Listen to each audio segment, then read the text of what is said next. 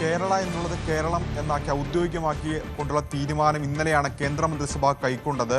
ഏതായാലും അതിനെ അനുകൂലിച്ചുള്ള പ്രതികരണങ്ങൾ കണ്ടു, ചില രസകരമായ പ്രതികരണങ്ങൾ കണ്ടു. പക്ഷേ അതിനെ രാഷ്ട്രീയ ആയുധമാക്കുകയാണ് പശ്ചിമബംഗാൾ മുഖ്യമന്ത്രി മമതാ ബാനർജി എന്ന കാര്യത്തിൽ സംശയമില്ല. കേരളത്തിൻ്റെ പേരുമാറ്റത്തെ കേരളം എന്നാക്കിയതിനെ മമതാ ബാനർജി അനുകൂലിക്കുന്നുണ്ട്. പക്ഷേ കേന്ദ്രത്തിനെതിരെ കടുത്ത വിമർശനമാണ് മമതാ ബാനർജി ഉന്നയിച്ചത്. അതിന് കാരണവുമുണ്ട്. കാരണം 2016 പശ്ചിമബംഗാൾ നിയമസഭ പേരുമാറ്റം എന്ന ആവശ്യം, അതിനുള്ള പ്രമേയം പാസ്സാക്കുന്നത്. അന്ന് 3 പേരുകളാണ് കേന്ദ്രത്തിന് മുമ്പിൽ സമർപ്പിച്ചത്. ബംഗാളിൽ ബംഗ്ല, ഒപ്പം തന്നെ ഇംഗ്ലീഷിൽ ബംഗാൾ, ഹിന്ദിയിൽ ബംഗാൾ, അങ്ങനെ 3 പേരുകൾ കേന്ദ്രത്തിന് മുന്നിൽ സമർപ്പിച്ചിരുന്നു പശ്ചിമബംഗാൾ സർക്കാർ.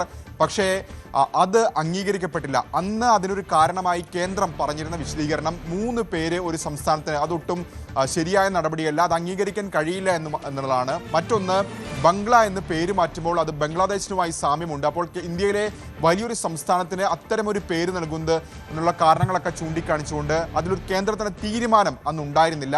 പക്ഷേ ഇപ്പോൾ കേരളം എന്നാക്കി മാറ്റുമ്പോൾ അത് രാഷ്ട്രീയ ആയുധമാക്കുകയാണ് മമതാ ബാനർജി. കാരണം 2023 കേരള നിയമസഭ ഈ പ്രമേയം പാസ്സാക്കുന്നത്. പിന്നീട് 2024 സമാനമായ പ്രമേയം പാസ്സാക്കി.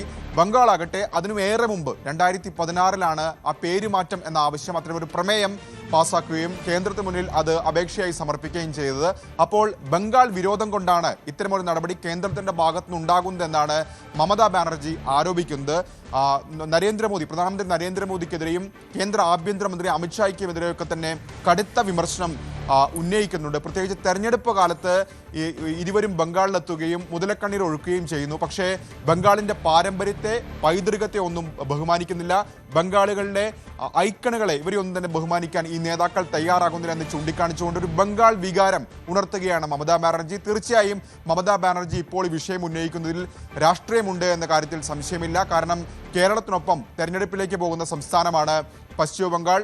അവിടെ BJP ആണ് മുഖ്യ എതിരാളി തൃണമൂൽ കോൺഗ്രസിനെ സംബന്ധിച്ചിടത്തോളം. അപ്പോൾ BJPക്ക് അതൊരു രാഷ്ട്രീയ ആയുധം, പോർമുഖം തുറക്കുകയാണ് ഈ വിഷയത്തിൽ മമതാ ബാനർജി. അതാണ് മമത ഏതായാലും ലക്ഷ്യമിടുന്നത്. മാത്രവുമല്ല, മറ്റൊരു ആരോപണം കൂടി ഇപ്പോൾ മമതാ ബാനർജി ഉന്നയിക്കുന്നുണ്ട്. അതായത് CPM-വുമായി BJPക്ക് ബന്ധമുണ്ട്, അടുപ്പമുണ്ട്. അതിൻ്റെ പേരിലാണ് ഇപ്പോൾ കേരളത്തിൻ്റെ പേരുമാറ്റം നടപ്പാക്കിയെന്ന ആരോപണം കൂടി മമതാ ബാനർജി പങ്കുവയ്ക്കുന്നുണ്ട്. രഞ്ജിത്ത്, അതാണ് സാഹചര്യം. ഏതായാലും പുതിയ ആവശ്യവുമായി മമത കേന്ദ്ര സർക്കാരിൻ്റെ മുന്നിലേക്ക്